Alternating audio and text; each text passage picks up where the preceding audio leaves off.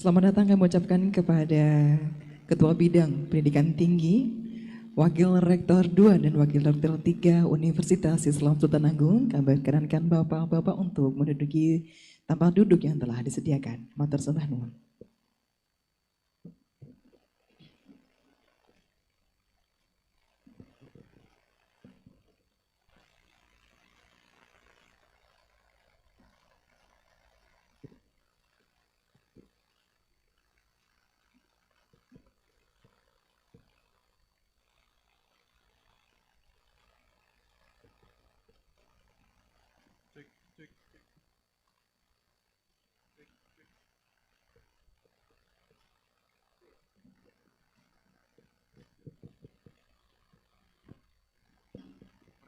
Ladies and gentlemen, the inauguration of honorary professor is about to begin.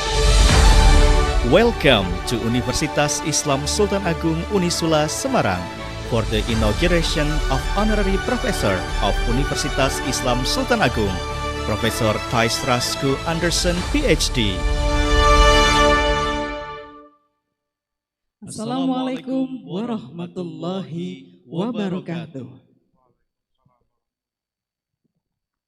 The inauguration ceremony of Professor Theis Raaschou Andersen, Ph.D. is an honorary professor in hydrogeology studies at the Faculty of Engineering, Universitas Islam Sultan Agung.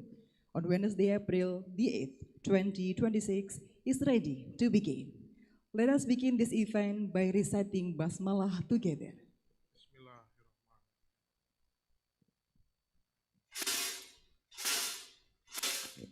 The Chair of Senate, Vice Rectors, and all academic procession members are entering the ceremony hall.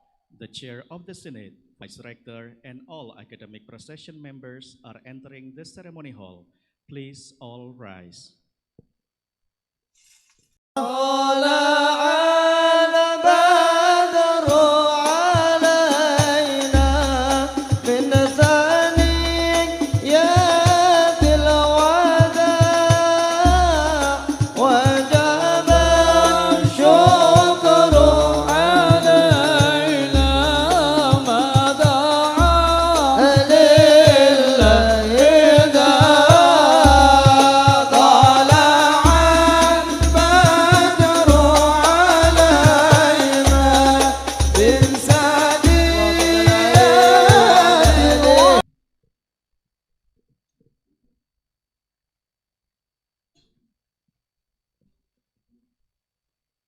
Recitation of the Holy Quran.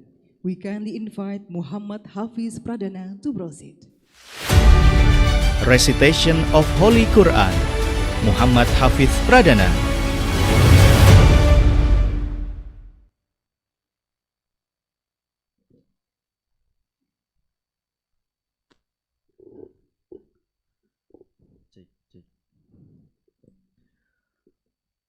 Assalamualaikum warahmatullahi wabarakatuh.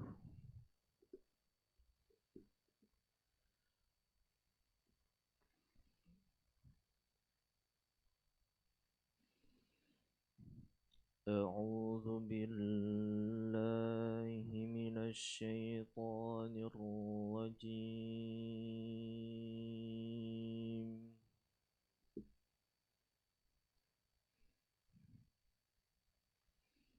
Bismillahirrahmanirrahim.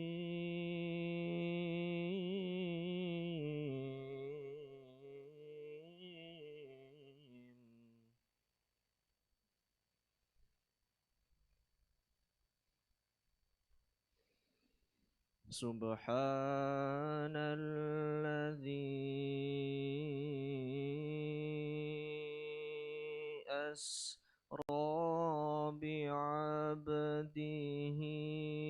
laylam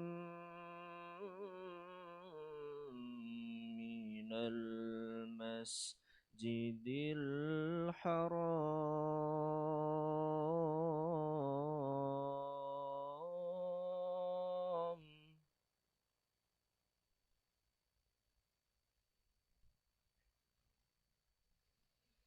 ليلا من المسجد الحرام إلى المسجد الأقصى الذي باركنا حوله لنريه من آياتنا إنه هو السميع العليم.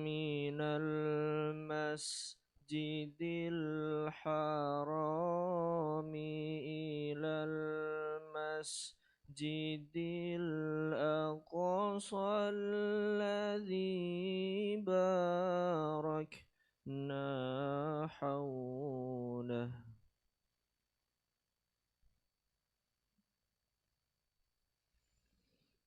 الذي باركنا حوله لنريه من آياتنا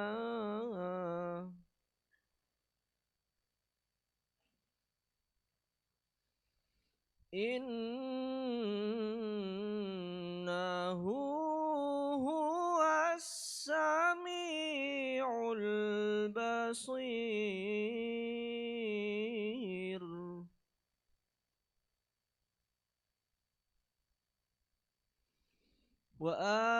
وآتينا موسى الكتاب وجعلناه هدى لبني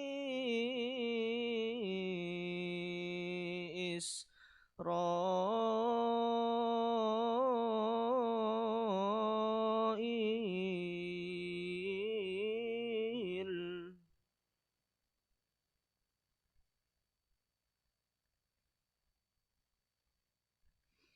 وجعلناه هدى لبني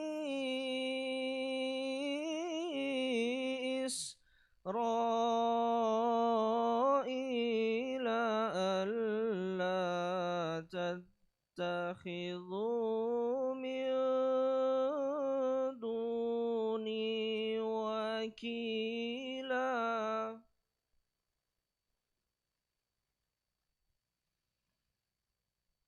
ذرية من حملنا مع نوح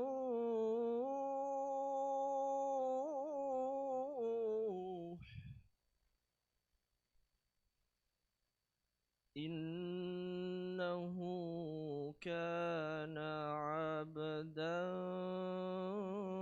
شكورا صدق الله العظيم. Assalamualaikum warahmatullahi wabarakatuh.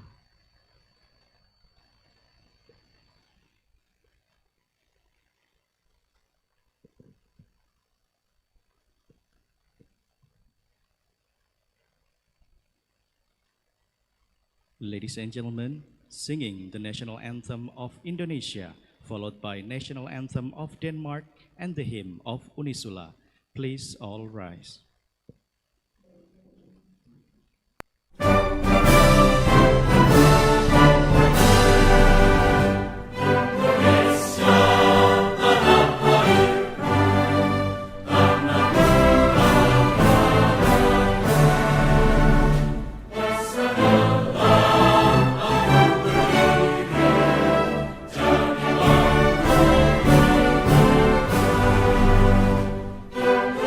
Indonesia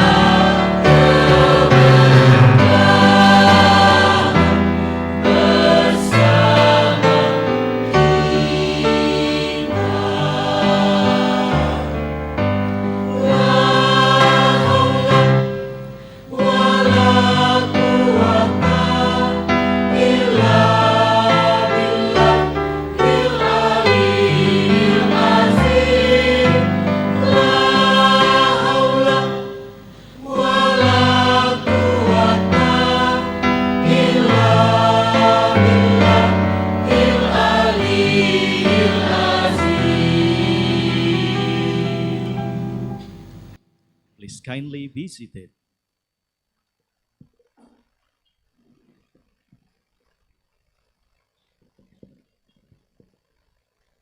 Opening remark by the Vice Rector of Sultan Agung Islamic University to Dr. Muhammad Abdul Basir, SPD MPD.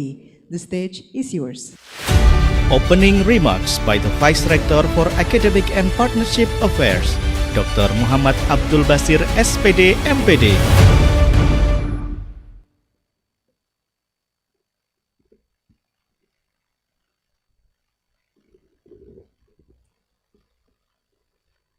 Assalamualaikum warahmatullahi wabarakatuh. Bismillahirrahmanirrahim.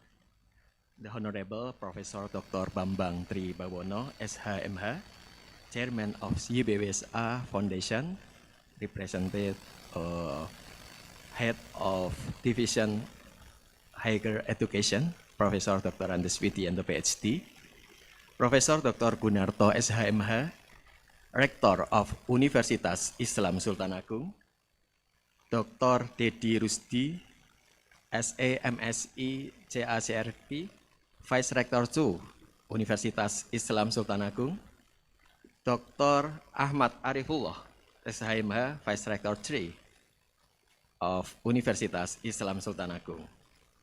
Distinguished guests, Mr. Sukirman, SSMS, Acting Regent of Pekalongan Regency, Mr. Muhammad Iqbal Tahir, STMT, Head of BPPJN for Central Java Region, Mr. Sudarto, STMT, Head of BPWS Pemali Juwana, Profesor Dr. Deni Nugroho Sugianto, STMSI, Rector of Agung Putra University, and Dr. Insinyur Endah Murtianasari, STMM, Rector of Universitas Sains Indonesia. Respect international partners, Dr. Lindam, International Technical Assistant Expert and Project Initiator or Consultant, Mr. Christian Delbert from Via University College, Denmark, Ms. Ronja Mathiasen from Via University College, Denmark, and Ms. Daniel Sorensen, also from Via College, Denmark. Honorable College, Deans of the faculties within Universitas Islam Sultan Agung, Head of Bureaus in institutes and unit within Universitas Islam Sultan Agung, Professor of the Faculty of Engineering, Universitas Islam Sultan Agung, distinguished guests, ladies and gentlemen. All praises be to Allah Subhanahu wa Ta'ala for His abundant blessing, grace, and guidance, which have enabled us to be here today at this highly distinguished academic occasion. May peace and blessings be upon Prophet Muhammad Sallallahu Alaihi Wasallam, who has guided humanity from darkness into the light of knowledge and civilization. On behalf of the Rector of Unisula, Profesor Dr. Gunarto SHMH, we want to warmly welcome you all the conferment of honorary professorship for Professor Theis Raaschou Andersen Ph.D. This conference represents the recognition of Universitas Islam Sultan Agung for the scholarly contribution, expertise, and international academic achievement of Prof. Theis Raaschou Andersen, particularly in the advance of hydrogeology studies. His academic career as Director of Research in the Technology and Industry Research Area at Via University College, Denmark, along with his profound expertise in hydrogeology, reflect a sustained commitment to advancing the knowledge and addressing global challenge. His work in intellectual contribution have significantly engaged with strategic issues such as sustainable water resource management, environmental resilience, and disaster risk mitigation. In the context of Indonesia, as an archipelagic nation facing complex environmental challenges, include limited access to clean water, seawater intrusion, and the impacts of climate change. His expertise holds exceptional relevance. This demonstrates that his scholarly contributions are not only global in scope, but also impactful for society. Distinguished guests, ladies and gentlemen, the conferment of his honorary professorship is not merely in academic recognition. It is also a symbol of Unisula's commitment to strengthen international collaboration, enhancing the quality of the three dharma or three deties of higher education, and building impactful scholarly networks. We view internalization of a pathway as a pathway to delivering meaningful contributions to the advancement of science and the betterment of humanity. In this regard, the partnership between Universitas Islam Sultan Agung and VIA University College represent a strategic step toward fostering productive, sustainable, and mutually reinforcing collaboration. We firmly believe that the engagement of Prof. Theis will enrich the academic ecosystem at Unisula, inspire our academic community, and stimulate the development of innovation and solutions relevant to global challenge. Ladies and gentlemen, in an increasingly interconnected world, the advance of science must go hand in hand with the advancement of humanity. Knowledge should not only expand understanding, but also generate benefit and promote justice for all. Finally, we extend our sincere congratulations to Prof. Theis Raaschou Andersen, Ph.D. May this occasion mark the beginning of a stronger and enduring collaboration, contributing meaningful to the advancement of science and the well-being of the global community. Thank you. Assalamualaikum warahmatullahi wabarakatuh.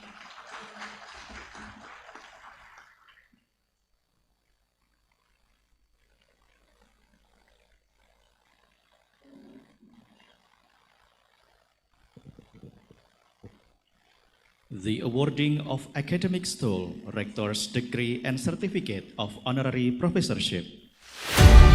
The awarding of academic stole, rector's degree and certificate of honorary professorship. We kindly invite Professor Theis Raaschou Andersen, Ph.D. to proceed to the designated place. We also cordially invite Vice Rector of Unisula, Dr. Muhammad Abdul Basir, SPD MPD, to kindly proceed with the awarding.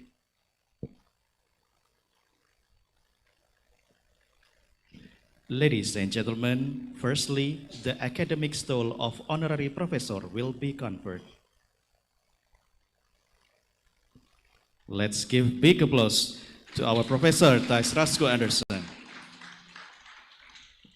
Next, the rector's degree of honorary professorship will be presented.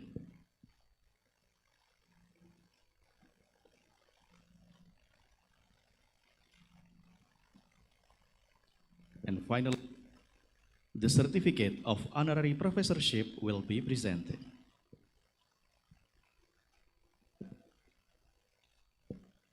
And this will be followed by photo session.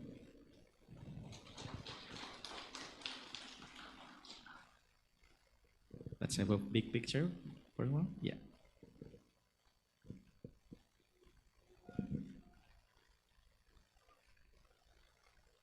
The photo session has now concluded.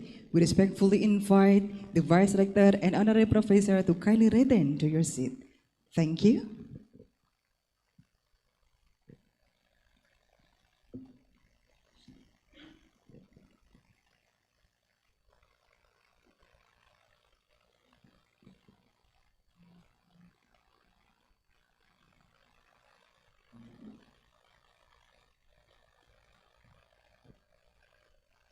Screening of the video profile of Professor Theis Raaschou Andersen, Ph.D.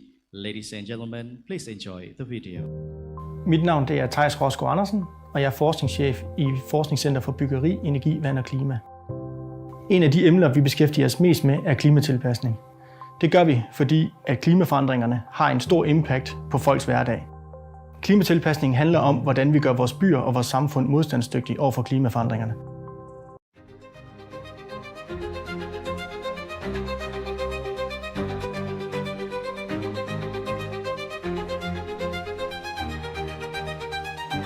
Born into a family that deeply valued intellectual pursuit, Theis is the son of Professor Søren Andersen, a distinguished scholar in the field of archaeology, who was honored with an academic award by the Queen of Denmark. From an early age, he was exposed to the richness of history, culture, and scientific inquiry, experiences that would later inspire his own academic path. Beyond his professional accomplishments, Professor Theis is a devoted family man. He shares his life with his beloved wife, Theis, and their children, Valdemar and Alexander, who have been a constant source of support and inspiration throughout his journey. As a child, Theis was known for his inquisitive nature and eagerness to learn. He spent much of his time exploring the world around him, developing a deep curiosity that would shape his future. During his teenage years, this curiosity grew into focus and determination. In school, he demonstrated not only academic excellence, but also discipline, character, and a strong sense of purpose. In addition to his academic journey, Theis also completed his military service, an experience that further strengthened his discipline, resilience, and leadership. Outside of academia, Professor Theis enjoys an active lifestyle. He is passionate about hiking, finding inspiration in nature, and regularly engages in sports, particularly badminton, reflecting his commitment to both physical and mental well-being. His academic and professional journey is marked by a strong commitment to research and education. As a lecturer, he has dedicated himself not only to advancing knowledge, but also to inspiring and mentoring future generations, including supervising and guiding Ph.D. students in their academic and research journeys. Professor Andersen's research focuses on geology and environmental solutions, addressing critical challenges such as climate adaptation, groundwater protection, and sustainable urban development. His work contributes to building more resilient and sustainable societies. He has an impressive record of academic contributions, with approximately 41 papers as well as 5 published books, reflecting both the depth and impact of his work. Throughout his career, he has held various important roles, demonstrating leadership, integrity, and excellence. Currently, he serves as Director of Research at Pia University College, where he leads innovation in technology and industry. Collaboration has always been central to his work. He has established strong partnerships with institutions and scholars around the world, fostering the exchange of ideas across borders. Assalamualaikum warahmatullahi wabarakatuh. I am Dr. Abdul Rahim, the Dean of Faculty of Engineering, Unisula. I'd like to congratulate our colleague Dr. Theis Raaschou Andersen and also his institution via University College Denmark on inauguration as honorary professor of Civil Engineering. It's a very great achievement. Hopefully, it will strengthen the collaboration in 3 pillars of higher education between Unisula and VIA University College Denmark. Once again, congrats to Dr. Theis Andersen. Assalamualaikum, good morning. I am head of Doctor Program of Civil Engineering, Sultan Agung Islamic University Semarang, Indonesia. We should learn Denmark country. According to Environment Performance Index, Denmark is the first country, the cleanest country in the world. And according to Corruption Perception Index, Denmark is the first non-corruption country in the world. Professor Theis Andersen is a senior lecturer in VIA University, Horsens, Denmark. Has many products in research, publication, book, and technology. He has 18 papers in International Journal Reputation. Professor Theis now is research director in VIA University that have managed many contracts. One example, region for climate change, resilient drought innovation, science and technology, 25 million euro or about 400 million rupiah. Professor Theis has cooperation in national and international level in higher education and research. Congratulations, Theis Andersen, to be honorary professor. Thank you. Assalamualaikum. Hey everyone, this is Floris Boogaard, of course from the Netherlands. You can see that from these lovely tulips, and these are for you. These congratulations with your professorship, of course, with the great ties that we have with Indonesia. I hope you have a great day and you will be even greater in the future. You have our votes from the Netherlands. Today, we celebrate not only his achievements, but also his contributions to science, education, and society at large. Professor Theis Raaschou Andersen, an inspiring scholar, a dedicated professional, and a remarkable individual.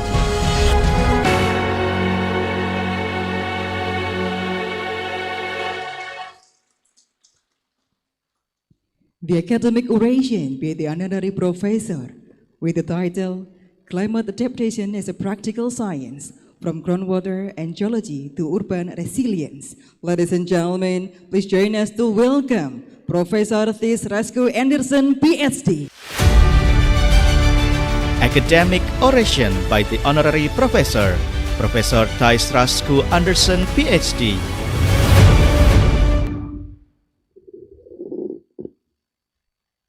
Thank you so much. Yes, okay, there was my presentation. So first of all, thank you and Salam Alaikum.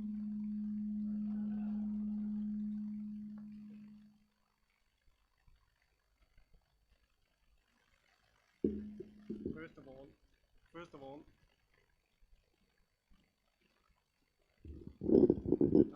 it's better now? Okay. First of all, lecture closer. I have to go. Okay, like this. First of all, Rector, Vice Rector, members of the Senate, distinguished colleagues, students, ladies and gentlemen. First of all, thank you for the honor of my appointment as the honorary professor in climate adaptation in Unisula. I've received this recognition with gratitude and honor. Before I start my presentation, I would also like to say thank you to colleagues throughout the world who has inspired and helped me during my academic research. I would also, of course, say thank you to VIA University College for supporting me throughout my research career. And finally, of course, I would also like to say thank you to my family for supporting me throughout this 25 years of a research career. And I really am truly honored to be here today. So thank you so much.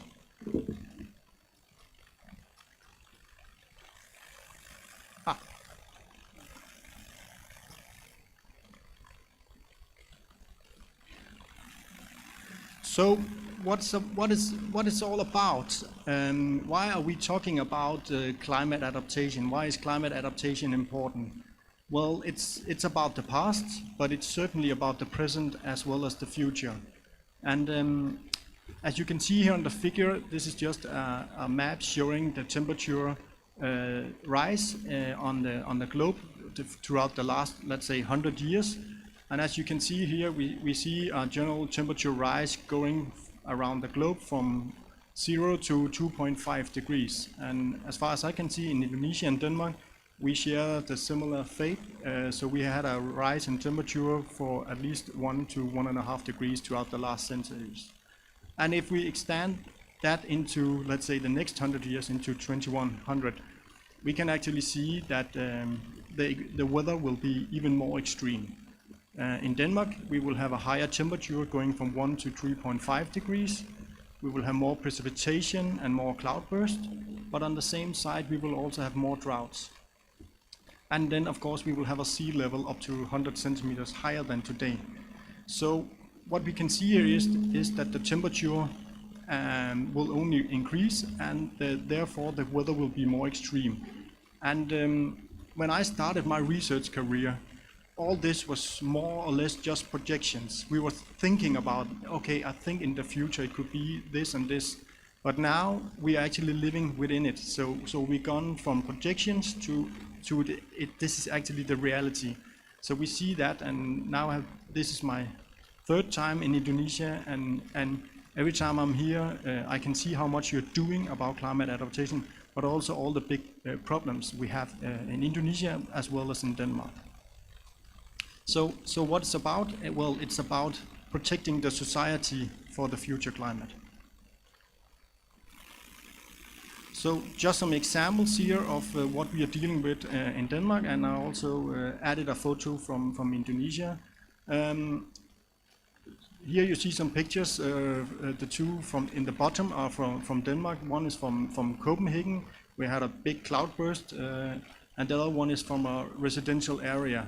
As you can see here, the flooding is either caused, in this case, by rain, or it can also be sea level rise.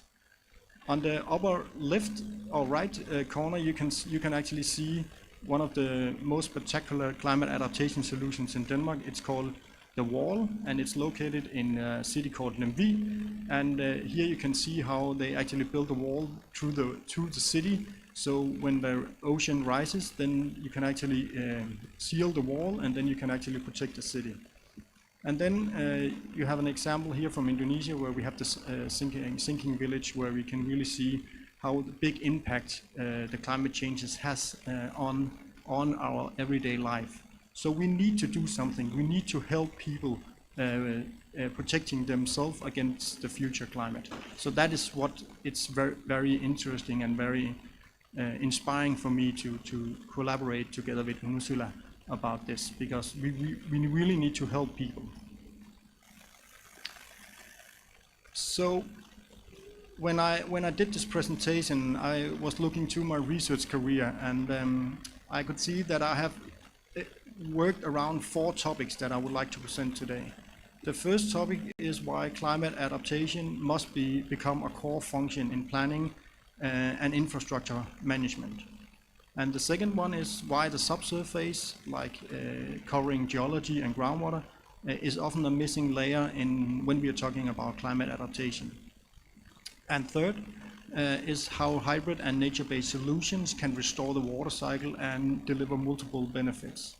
And fourth is about how can we actually go from a good idea to impact. So this is about full-scale demonstrations.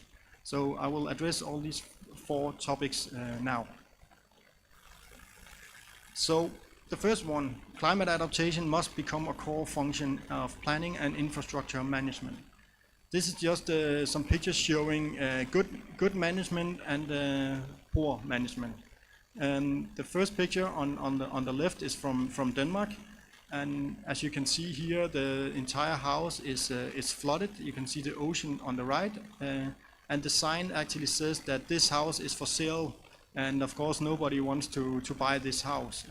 So this is an example of poor planning. This house should never be built in this spot, so it's a bad place for the house.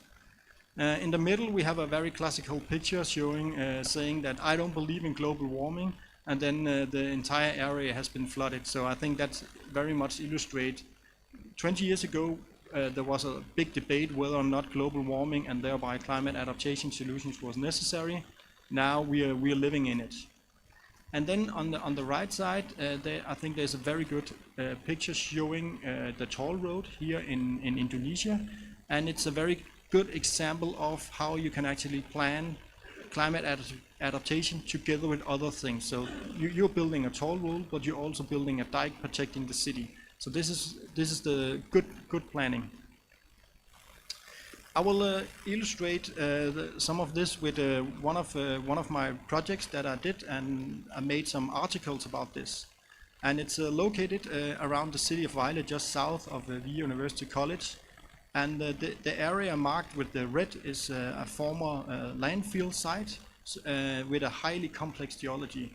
And the Vejle municipality wanted to redevelop this area, and they asked us for help, saying, we know that the geology out here is complex, and we know that this area has been flooded multiple times. Can you help us figuring out how to best plan this area in respect to climate adaptation? So I will not go too much into detail what this, but we constructed, or we did 25 drillings out there.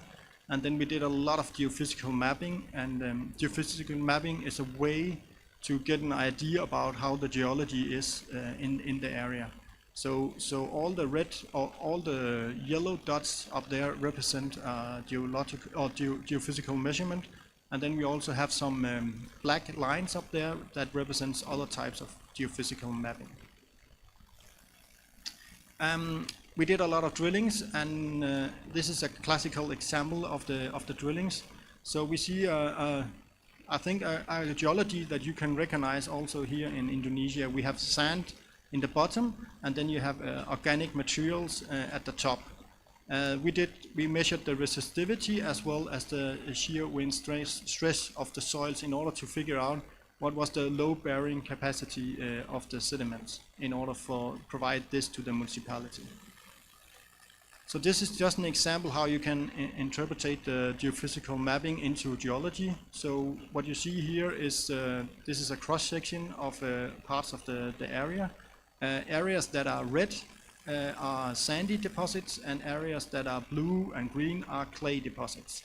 And this in this situation we can have data 25 meters below terrain. So based on that, we are able to construct a very detailed 3D geological model as illustrated here. So in this case, this area, we have a geological model with voxels of 1 × 1 × 1 meter. And we were able to assign each voxel with a specific geotechnical parameter as well as hydraulic properties. So based on that, we were able to make very, very detailed geological models out there. So what we did was we took all the data sources we had and started to construct planning maps. So as mentioned, we took the geological model and assigned that with geotechnical properties, and then we also combined that with flooding maps. Like this. So what you see here on the right side, this is the flooding map. So all areas where we have blue that are colored with blue are areas that will be flooded during a big event in the area.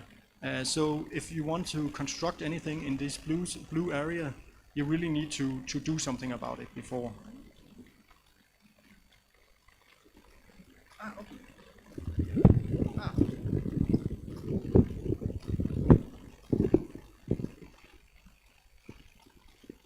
Okay. Okay, so let's move on.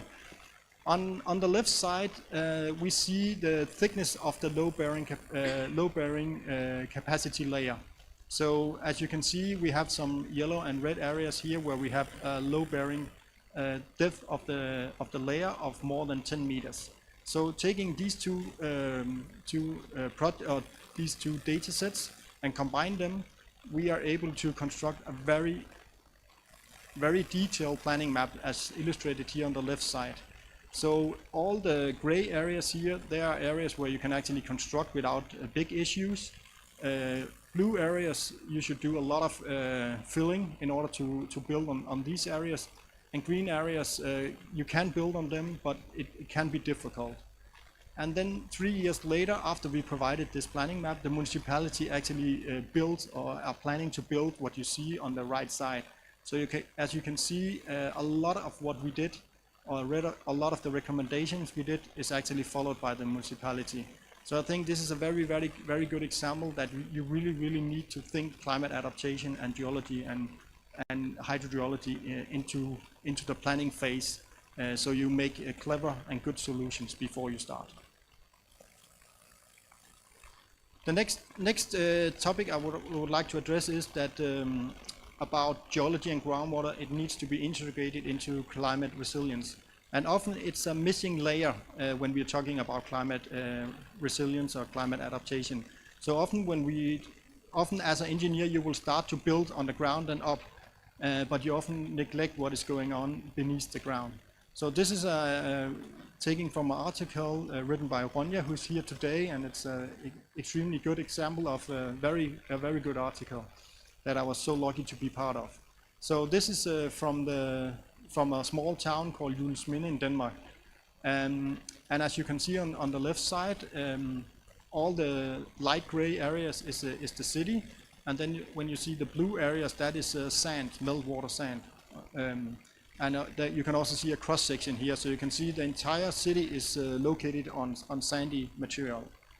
And that is fine for the city, but what happens out there is, if we look at the picture here, this is the dike. The city is protected by a dike. You can see the pump station, the little house on the dike is the pump station. But what you can also see is that we can see water on both sides of the dike. So we have the ocean on the right, and then you can see there's also flooding on the other side of the dike. And I think this is a very similar situation that you have here in Indonesia. When every time I'm visiting coastal areas here in Indonesia, we see the same. We have built a dike to protect against flooding from the ocean, but often we still have flooding behind the dike. So in the middle, you can see a picture of how it looks in the city. So you can see that the roads are flooded, very similar to places in Indonesia. And then you can see on a sunny day, we don't have flooding, but then we have visit from you. This is Professor Imam. This is standing and looking over the area. So what we wanted to do here in this situation was to figure out why do we actually have flooding on the other side of the dike when the flooding is not due to the ocean spilling over the dike. So what Ronja investigated through IoT sensors and machine learning was that we had this very interesting dynamics out there illustrated by this little movie. When we have the sea level, it goes up during a storm. The dike is good enough, it will hold the water away, but it will actually squeeze or press up the groundwater behind the dike. So the flooding will actually come from below, and then you will actually have flooding on the other side of the dike. So what it illustrates here is that we can build the world's highest dike. It will not change anything because you will still have flooding in the city. So you need to think about how to protect the city from the groundwater level going up. So this is just a classic example that you need to have the geology and groundwater integrated into the climate resilience. And we are hoping to do the same here in Indonesia together with you. Yes, so the third theme is one that I've been working a lot with throughout the last couple of years. This is how hybrid and nature-based solutions can restore the water cycle and deliver multiple benefits. And I will illustrate that with the example from the climate road. I think some of you have already heard a little bit about the climate road, but this is how it looks. And the climate road is a road section that we built. Again, we actually built the system, and it's made of what we call permeable asphalt. So as you can see on the left side, permeable asphalt is somehow different than normal asphalt. And the thing you can do with permeable asphalt is you are able to infiltrate huge amount of water very fast into the roadbed. So that was we tested here. Then we also we also wanted to test whether or not we could create a solution where we did not only handle the water, but we also added multiple benefits. And in this case, we said, okay, we want to make a solution that do not take up space in the urban area more than a normal road. And we also wanted to deliver clean, sustainable energy. So we will both have a climate adaptation solution as well as a climate mitigation solution. So this is a cross-section of the construction of the climate road. It's 50 meters long, and the roadbed is 1 meter deep. And often when you build roads, you want to have the water out of the roadbed. But in this case, because we have permeable asphalt, we want the water to seep through the asphalt into the roadbed. And inside the roadbed, we added a geothermal system that were able to extract energy from the rain and deliver to a nearby kindergarten. So this is how it looks during construction. So the white areas you can see is like clay mats. So we are sure that all the water that goes into the roadbed stays inside the roadbed. Then we fill it up with 1 meter of gravel that has a porosity of 30%.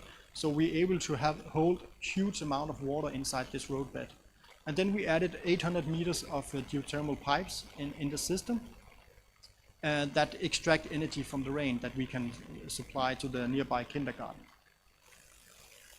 And again, I have a short movie illustrating what is going on. So again, of course, we will have rain, that the rain will hit the road, and then the roadbed will be filled up with rainwater. So we are able to hold a lot of water inside the road. And then we extract the energy from the rain, and we use that to heat up a kindergarten. And this system has been running for 4 years during the project period and has been able to deliver almost all energy for the kindergarten. And we didn't have any flooding later on. So this is, I think, a very good example of, again, plan ahead and think how you can actually make multiple benefits out of one solution. And this climate road has been presented, I think I have made 50 workshops, and it's been into the different national news in Denmark, and it's been part of, as you saw in the movie, part of the 100 best climate adaptation solutions in Denmark. So it's really been around this climate road, and I think it's because it's a classic example that you can have one solution that can deliver multiple benefits.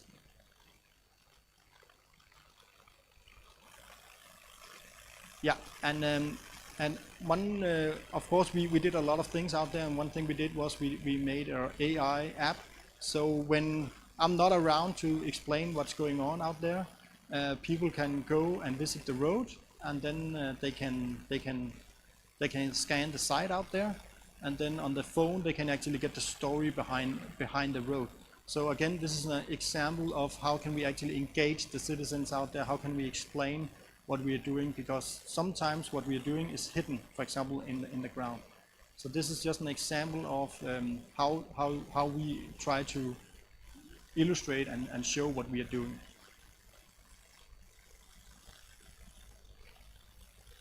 So the last theme I would like to address is that often when we do research, a lot of our research ends up on the bookshelf and doesn't have any impact. And of course, this is not a very good idea. We need to have or do research that has impact. And one way to do that is, in my view, is to do full-scale demonstration projects. And so I really think it's very important when we do research, we do it full-scale demonstration. And this is just some examples of some of the projects that we have done in full scale. On the left you can see where we have tested green walls and green rooftops to see how much water can they actually hold and can they actually be a very good climate adaptation solution. So we are testing that at the moment, and I think the potential here in Indonesia for that type of solution could be very, very big. On the right side, we have what we call the demo houses, and Christian, my good colleague, presented this 2 days ago, I think. And what we did here is actually we built two full-scale demonstration houses, where one of them is being flooded, and that is in purpose. It's because we are testing, first of all, we are testing what type of materials can be flooded, but we're also testing the design of the house in relation to how can we actually build houses that can be flooded, and that is not a problem. That is actually the way the house should be built, so it's able to be flooded. So we are very much looking into how to further expand this investigation, because this is very interesting for us. Yes, and then we really like to build roads. So we built the climate road, and afterwards we said, okay, we need to test a new prototype. So we actually built a new road called the Thermo Road. One of my good colleagues, Søren, who's the project manager of that. And it's the same principle as the climate road. The big difference here is that here you're also able to cool down houses. So instead of only gaining water or energy from the water, we can also cool houses here. And this is fully operational now, so we have a lot of houses around this road that is cooled and heated by the surface water. So again, an example of do full-scale demonstration projects.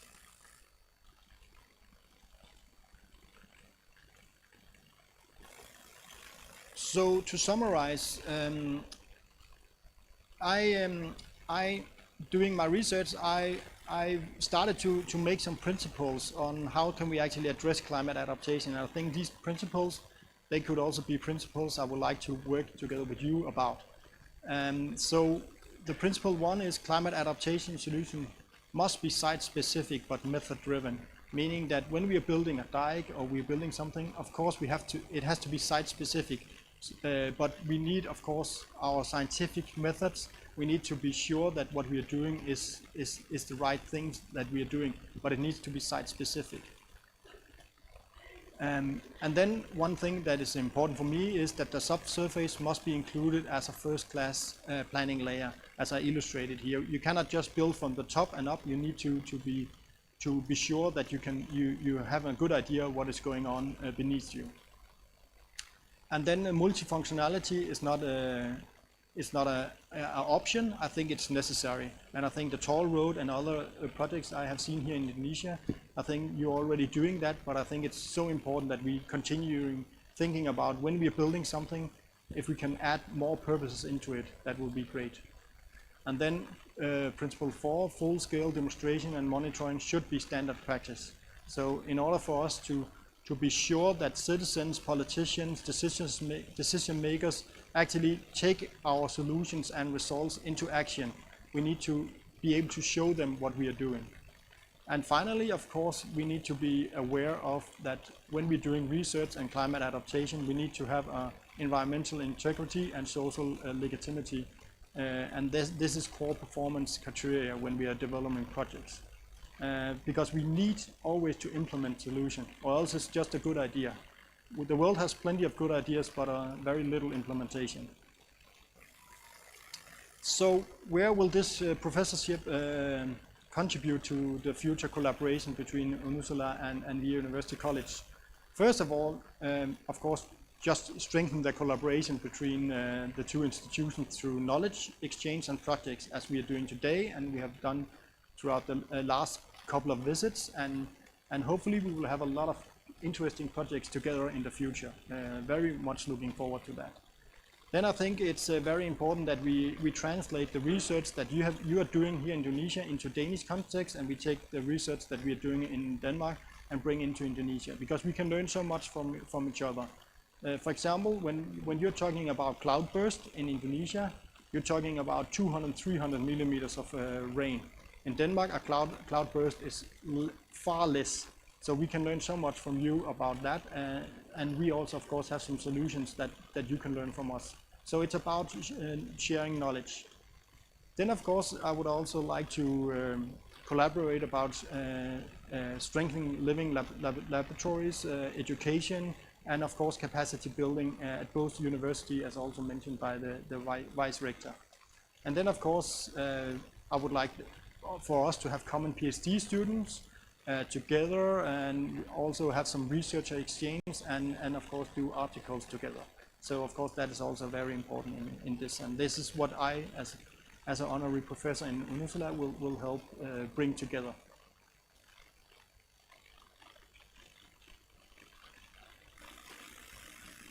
So finally, I would just say thank you all.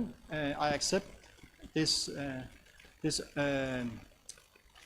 appointment to become a honorary professor in climate adaptation at Unisula with gratitude and determination. And I'm really looking forward to serving you and strengthen the collaboration between the two institutions. And of course, I know this is a very formal thing to have a professorship, but everything starts with us being friends and having human interaction. So I would just say to some of the pictures you can see here, I feel like I have an Indonesian family, so I'm very grateful for all the warmth and all the welcome that you have provided for me. And I would say you also have a Danish family now. So I would like to say thank you to all of you, and especially you, Baimam, Professor Baimam, for all the good collaboration together. It's been a truly honor to getting to know you. So thank you so much. So thank you.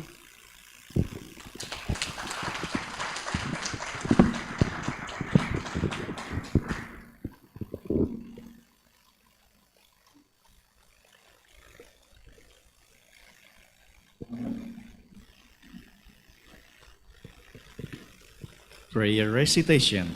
We kindly invite Dr. Insinyur Juni Sulistyo SSSTMT to proceed.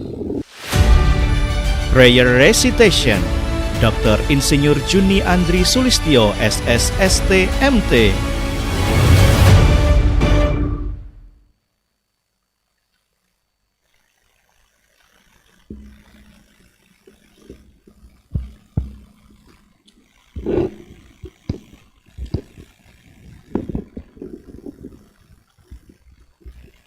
Bismillahirrahmanirrahim.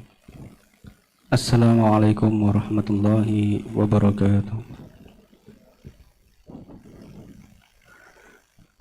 Let's bow our heads for a moment to pray with presence Allah wa ta'ala. Bismillahirrahmanirrahim. Allahumma salli ala Sayyidina Muhammad wa ala ali Sayyidina Muhammad. Alhamdulillahi Rabbil Alamin. Hamdan syakirin, hamdan na'imin, hamdan yuafi ma yukafi mazida. Ya Rabbana lakal hamdu kama yanbaghi lil karim wa adimi sultanik. Rabbana dhalamna anfusana wa illam taghfir lana wa tarhamna lanakunanna minal khasirin. Rabbana la tuzigh qulubana ba'da idh hadaytana wa hab lana min ladunka rahmah innaka antal wahhab. Allahumma inna nas'aluka tawbah wal inabah wal istiqamah ala syariatil wara'i wa tariqatil bayda'i birahmatika ya arhamar rahim. Ya Allah, today we enter in the content of inauguration of Professor at the Faculty of Engineering Unisula. Praise be your grace, this event can be run smoothly and soundly. Ya Allah, make this event a momentum to improve the quality of education and science in the country. Grant the newly inaugurated Professor Theis, Raaschou, Andersen, strength, guidance in carry out the scientific mandate.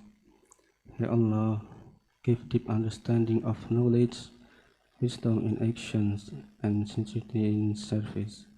Make the knowledge they have as useful knowledge, which bring benefits to the university, nations, state, and humanity, and become an uninterrupted clarity until the end.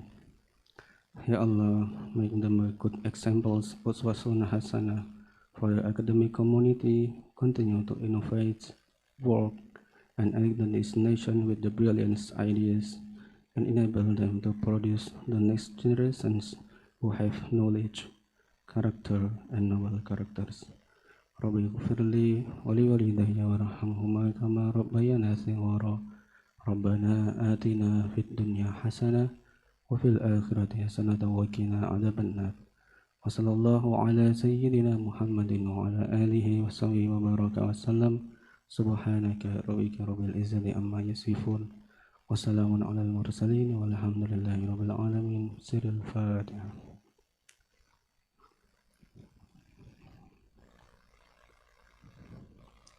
Assalamualaikum warahmatullahi wabarakatuh.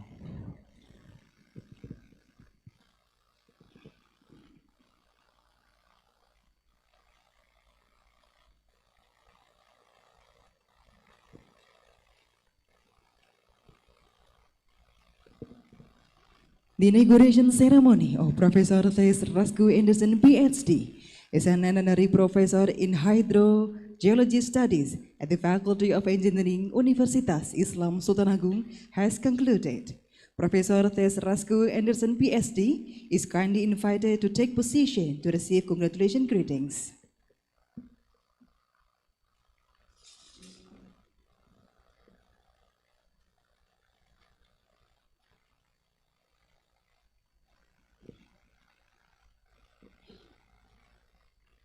Now we kindly invite all the academic procession members to extend their congratulations and join for the group photo before proceeding to the reception room.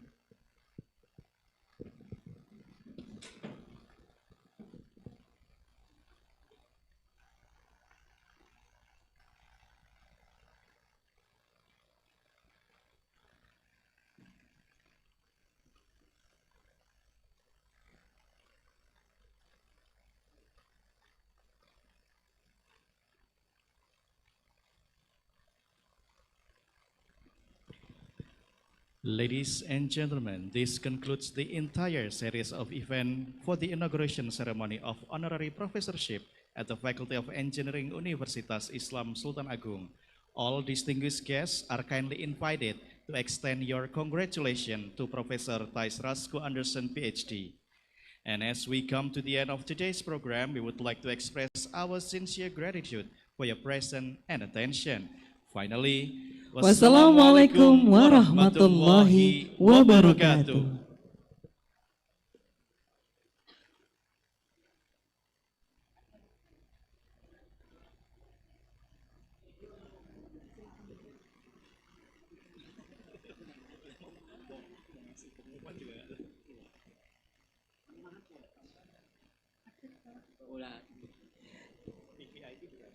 Dan Bapak Ibu seluruh tamu undangan, kami persilakan untuk dahar siang yang telah disediakan di lantai 1 Gedung Fakultas Teknik Universitas Islam Sultan Agung.